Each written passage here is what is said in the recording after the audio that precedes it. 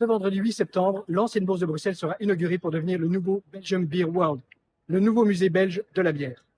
Initialement annoncé pour un budget de 15 à 20 millions d'euros, ce projet coûtera finalement près de 90 millions d'euros, soit 4 fois et demi l'estimation de départ, presque exclusivement payé par l'argent public, donc vos impôts.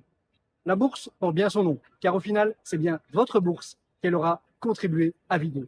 Alors, retour sur un dérapage financier inédit qui finalement n'a rien à envier à la guerre de Mons.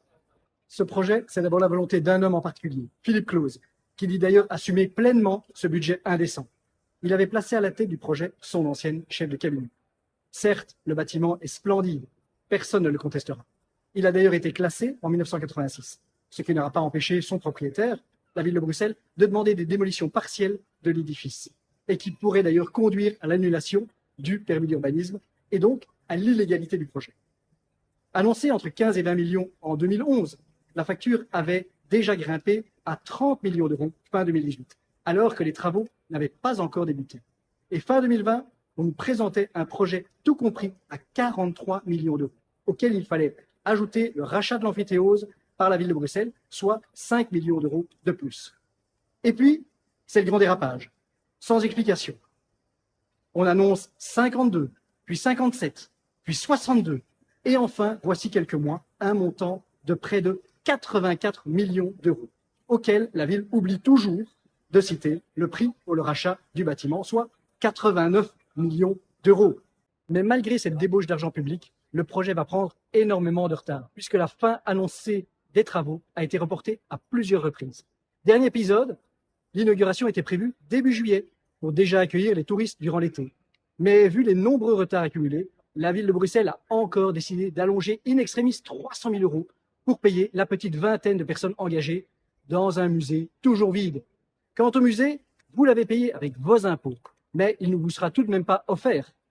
17 euros par personne le billet d'entrée. Eh oui, il faut bien le payer ce projet. Question financement, il a fallu trouver en urgence des sommes considérables. Ainsi, on a notamment capté plus de 7 millions d'euros de fonds FEDER prévus initialement pour les zones en difficulté. Puis la ville a avalé 12 millions d'euros dans l'enveloppe destinée à l'image de Bruxelles, au détriment de dizaines d'autres projets. Et comme cela ne suffisait toujours pas, on a fait contribuer le fonds Belleris. Et cerise sur le gâteau, la ville a mis la main sur plus de 13 millions d'euros du fonds Résilience post-Covid. Oui, vous avez bien entendu. Ce fonds avec des moyens destinés aux entreprises et commerçants bruxellois pour les aider à sortir la tête de l'eau. Ben oui, là où il y a de la gêne, il n'y a pas de plaisir. Alors ce n'est pas le projet brassicole que j'en mets en question, mais bien la façon dont les budgets ont explosé, au détriment d'un tas d'autres projets qui auraient aussi pu bénéficier de ces montants colossaux. J'espère néanmoins que vous apprécierez le projet de Belgium Beer World. Mais pour ma part, c'est un peu de travers que j'avalerai cette bière.